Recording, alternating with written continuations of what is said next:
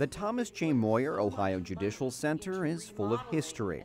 There are a lot of portraits of famous faces.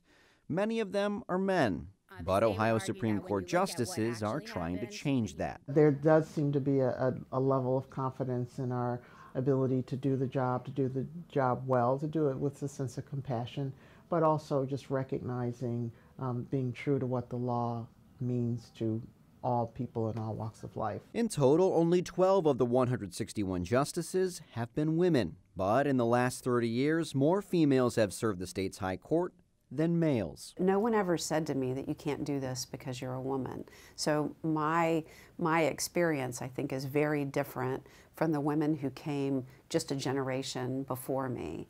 And so I don't take that for granted. March represents Women's History Month. Along with the maternal encouragement they received, the current ladies of the court also had cultural motivators. They included the 4 women justices of the U.S. Supreme Court, as well as social inspirations like Rosa Parks, Eleanor Roosevelt, and Anne Frank. For Justice Judith French, it was her boss, Ohio's first female Attorney General, Betty Montgomery. She was a champion for me, and I think that's really important for young women to understand too, is really the difference. And we all will have mentors, men and women, that guide us on a daily basis, people that we can emulate. Since 2003, then Justice Maureen O'Connor started a similar legacy. She was part of the first woman majority bench for the state's court of last resort, then became the first female to lead it in 2010. This I do. As I shall answer unto God. As I shall answer unto God. Congratulations.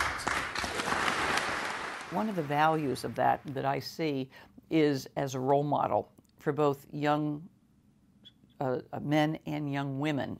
You know, when say you're such a role model for women, well, I hope to say I'm a role model for men, too. Having been part of a judiciary evolution in their professional lives, all the justices think that gender shouldn't be relevant. The focus should be on the message, not the messenger. When you can take that qualifier out of the equation and be recognized for your talent and your dedication and hopefully your vision, I think that that's where we want to be. I'm Chaba Sukost for Court News Ohio.